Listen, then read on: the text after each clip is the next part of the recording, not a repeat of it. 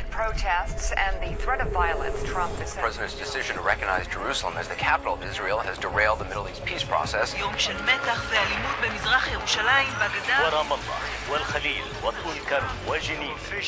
recognize Jerusalem as the capital of Israel. Hello, I'm Richard Gisbert, and you're at The Listening Post. Here are some of the media stories we're tracking this week. Political capital. Donald Trump undoes years of U.S. policy by recognizing Jerusalem as the capital of Israel, but the media seem more concerned with the specter of Palestinian violence. Rupert Murdoch is getting out of the entertainment business, but he will remain a news baron. India is WhatsApp's biggest single market, and the impact the messaging service is having on politics and society there is profound. And cinema show. Saudi Arabia finally gets to go to the movies. When Donald Trump declared last week that the U.S. was making a seismic policy shift in the Middle East, officially recognizing Jerusalem as the capital of Israel, the fallout was swift. The bulk of the initial coverage focused on the potential for a violent reaction. That is to be expected. The media like flashpoints. Palestinians on the streets provided them with one. The problem is that that focus does little to explain the real story, the root causes of the anger. And it fits right into a neat little stereotype, widely held outside the region, that the people of the Middle East, Palestinians in particular, have violent tendencies that are just waiting for a news peg to come out. Relatively few Palestinian voices were granted a media platform to get at that context, the conditions of life under an Israeli occupation that has lasted more than half a century. For foreign correspondents looking to make a name for themselves, Jerusalem is a posting that comes with plenty of prestige. However, the journalism produced there, like the city itself, is among the most contested in the world. Our starting point this week, Washington, D.C.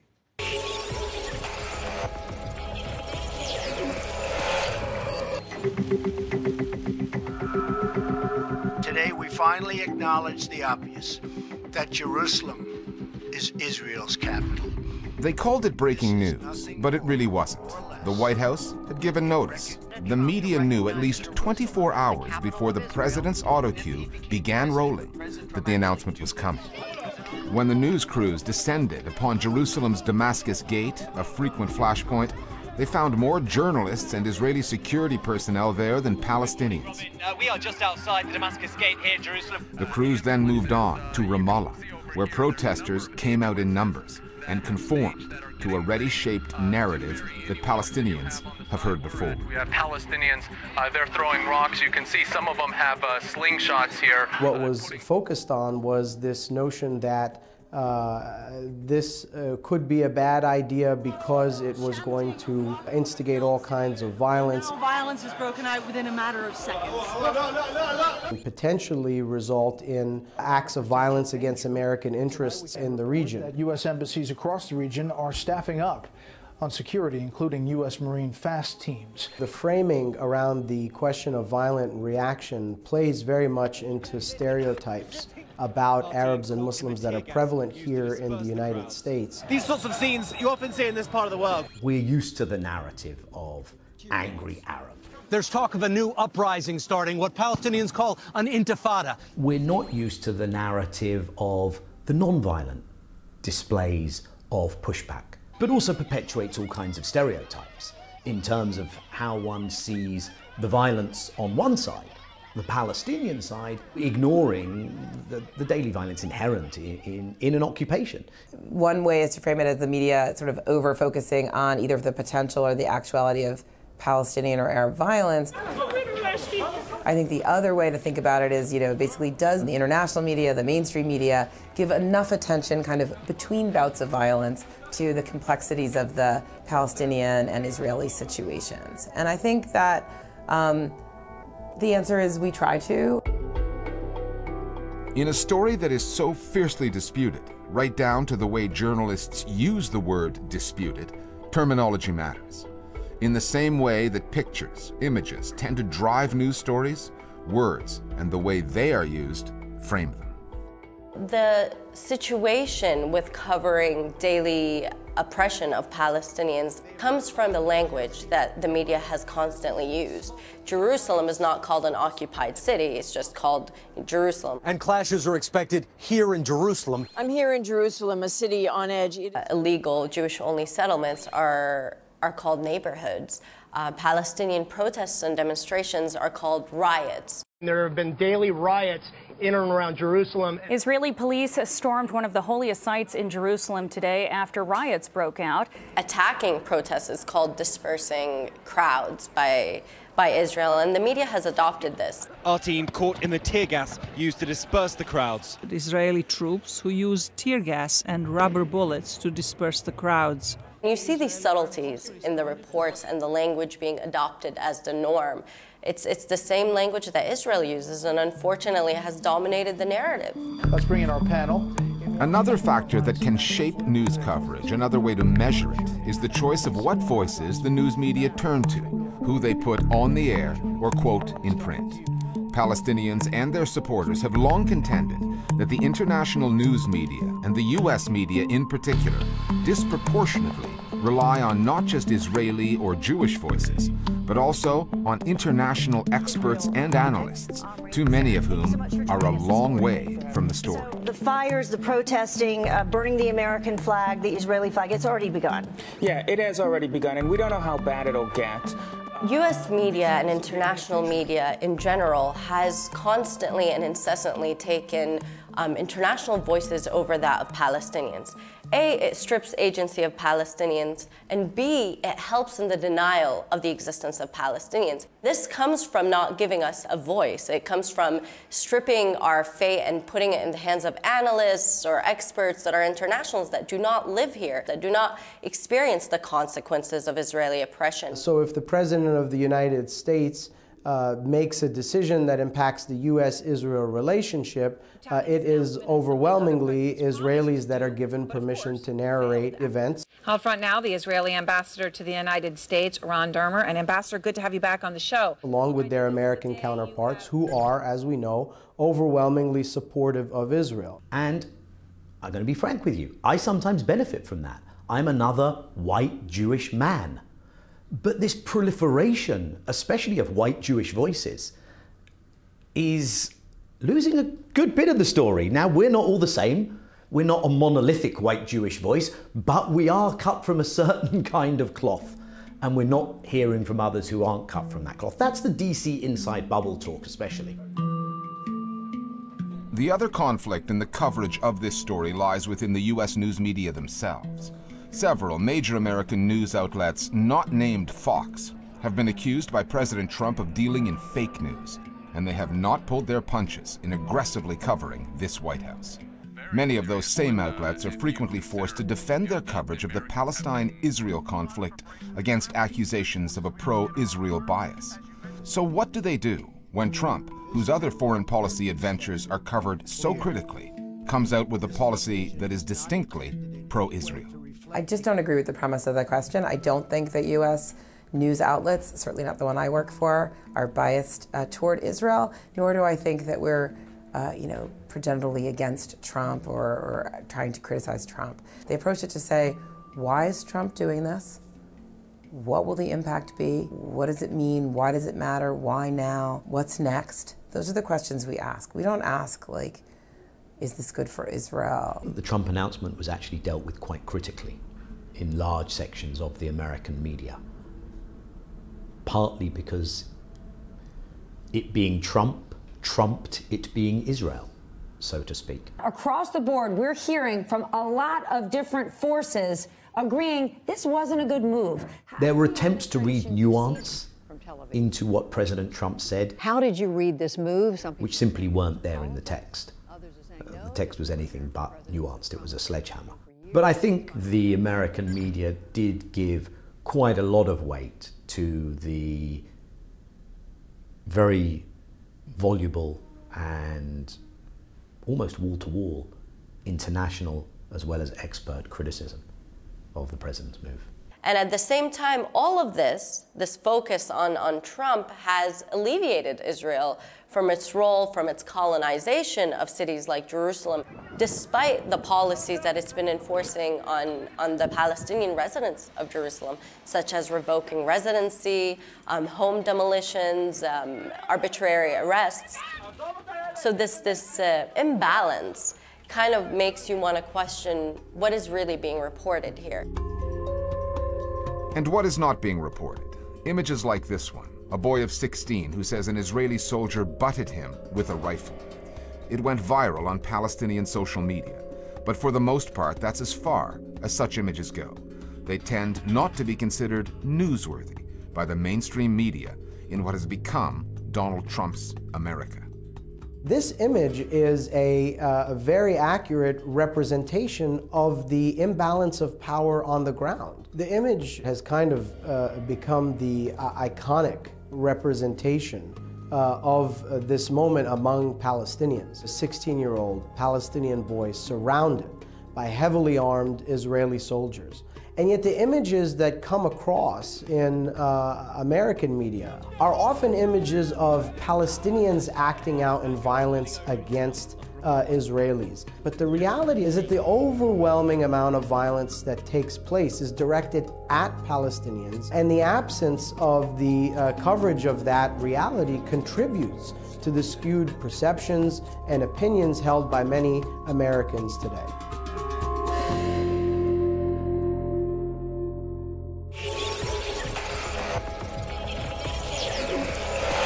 We're discussing other media stories that are on our radar this week with one of our producers, Johanna Hoos. Joe, Rupert Murdoch has spent 6 decades building his media empire. Now he's selling off a big chunk of it to Disney. How big is this deal? It's a huge deal, Richard. It basically means the end of the entertainment side of the Murdoch media empire. Now, we're talking about a $66 billion sale that would see Murdoch sell the majority of its 21st Century Fox television and film assets to Disney. Now, it also means that this will be the first time that 2 of Hollywood's so-called Big 6 studios are merging, and it would mean that Disney ends up being the biggest entertainment company in the world. Okay, it's clear to see where Disney's going. It gets all kinds of new film and television content, enabling it to compete better against some of these online newcomers, Netflix, Amazon Prime. But what do the Murdochs get out of this transaction? Well, some of the analysts say that there's some real strategic value in this deal. The profitability of Murdoch's film assets has been relatively flat, and they've been really struggling to compete with newcomers such as Apple, Netflix, Amazon, and Google. What is important to mention, though, is that on the news side, they are still maintaining some of their key players, including Fox News, Fox Sports, The Wall Street Journal, and in the UK, they are also still in control of 1/3 of the newspaper market. Now, on top of that, they also still have more than 172 newspapers worldwide. So in short, what this comes down to is that their assets are shrinking, they are less diversified, but it's very clear that they are keen to maintain their influence. Now, last week we reported on the Yemen story, the Saudi-led bombing campaign there, which began in 2015 to take on that Houthi insurgency, has resulted in a major media outlet in Sana'a being hit, possibly targeted. What is the story there? Yes, so last week a coalition airstrike hit Yemen's Houthi-controlled state television channel Yemen TV, killing 4 security guards and severely damaging the building. Now, the confusing thing about Yemen TV is, as we reported last week, that Saudi Arabia actually created a similar channel with exactly the same name, beaming in from Riyadh, telling a completely different story to counter the Houthi narrative in Yemen. But how effective has that Saudi version of Yemen TV really been? It hasn't been very effective. Its reach is very limited, and the Houthi control over the Yemeni media space is extremely tight. Just last week, after Houthi forces actually killed former Yemeni President Ali Abdullah Saleh, it arrested 40 media workers from Yemen Today, which is a station that was affiliated to Saleh. Now, journalists in Yemen have it very tough. They're being attacked from all sides, and there's very little space for independent reporting. Now, the other issue that comes on top of that is that the internet is frequently shut off. So those reporters that do still operate in Yemen have real troubles getting their stories out. And this is a case of international journalism being no substitute for local reporting, because so many of those international journalists trying to get into the country have been locked out, stopped at the border. Thanks, Joe. Fewer than 1 in 4 people in India have a smartphone. But when you're dealing with a country of more than 1.3 billion, that's a lot of handsets, 300 million. 200 million people are on WhatsApp, making India the messaging service's biggest market. Nowhere else comes close. And WhatsApp has changed the way Indians do things. Marketers who used to target customers with text messages now ping them on WhatsApp. Political parties have made WhatsApp strategies central to their campaigns. Activists do the same. However, India's WhatsApp habit has a dark side to it. Misinformation, disinformation, and rumors can go viral. So can fear-mongering. fake messages that have actually led to people getting killed. In at least 2 cases, incendiary material spread on WhatsApp has led to mobs lynching innocent people. The Listening Post's Meenakshi Ravi now on a dangerous and at times deadly trend on India's most widely used messaging service.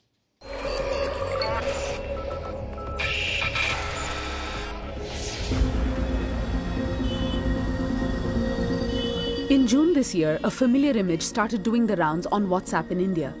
It pushed all the buttons that the most viral WhatsApp messages in India can push. It was fear-mongering. It threatened the specter of a violent and powerful Islamic extremist base in the country. And it was reported as real news on one of India's louder, more sensational channels. Invade the Hindu faith by carrying out conversions, especially of young Hindu girls.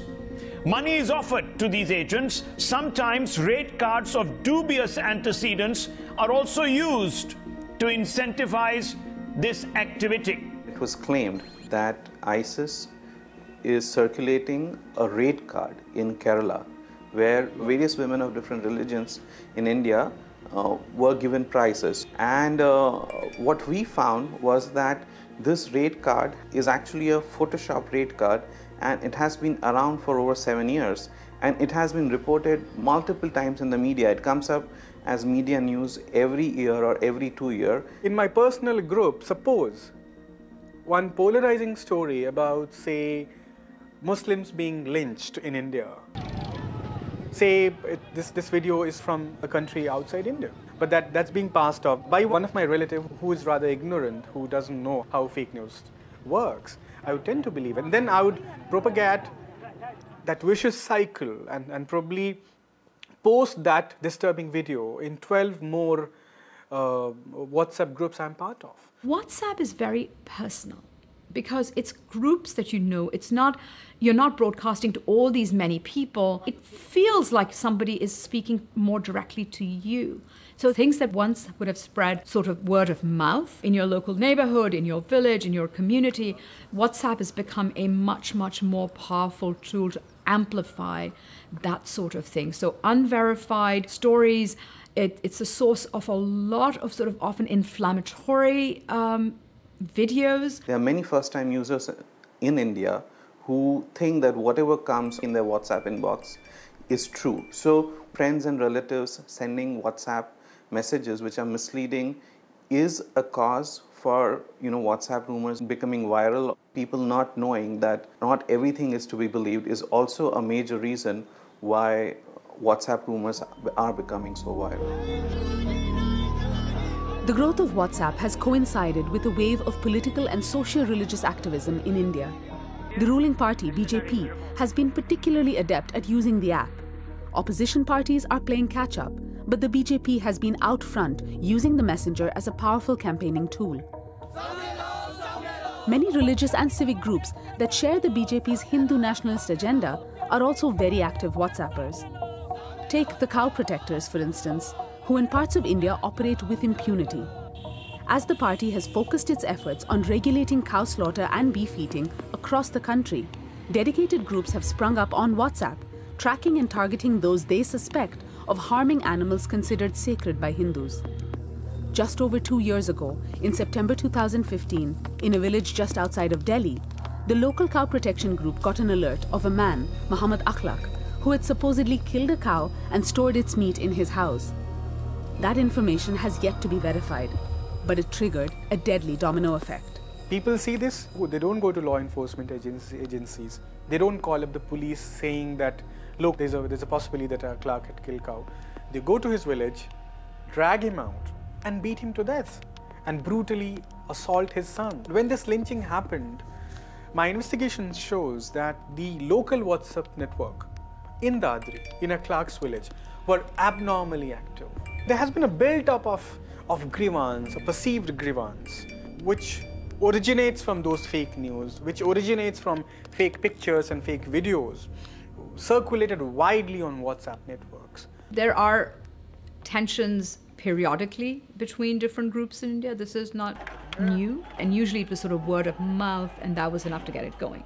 Now, WhatsApp, I think, amplifies it on a scale that didn't really exist before. So WhatsApp is really, in fact, It's not just, fake news, it's actually fake news with consequences.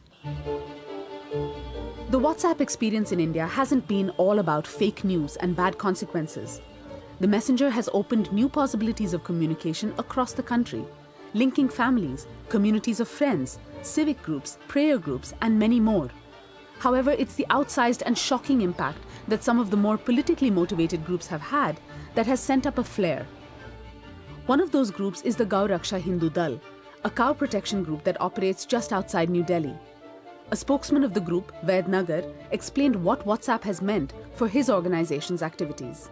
Most of our members tend to be more active on WhatsApp, which makes it the ideal platform for us. The best thing about using WhatsApp is that it delivers our messages to our members instantly.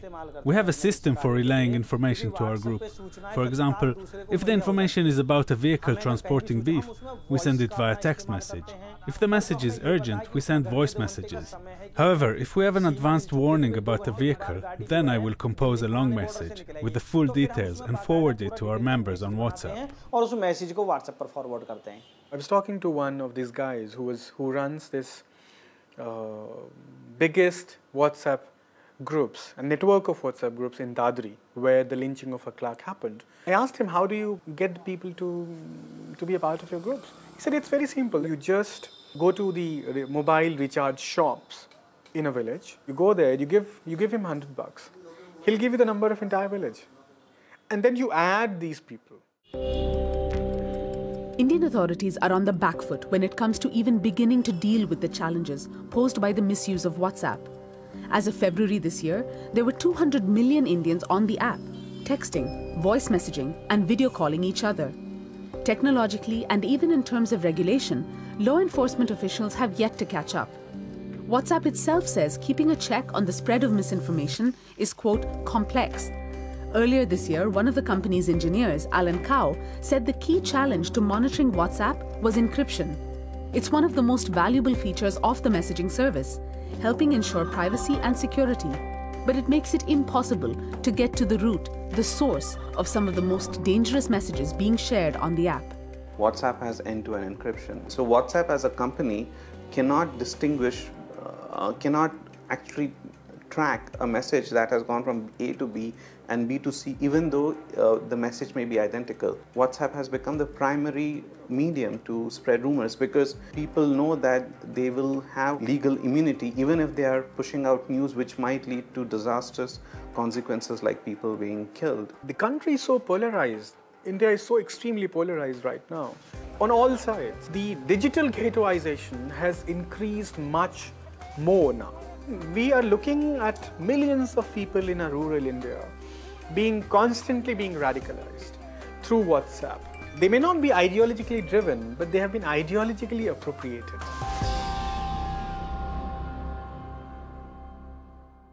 And finally, after an official ban that lasted 35 years, Saudi Arabia is opening itself up to the world of cinema. Saudi citizens will actually be able to go to film theaters starting in March, about 3 months from now. This is all part of a reform package put forward by the new Crown Prince, Mohammed bin Salman. Two things, though. First, Saudis can already stream films or download them at home. And second, do not mistake this new policy for a new era of free speech in the kingdom. The Minister of Culture has already confirmed that what goes on the silver screen will be subject to censorship.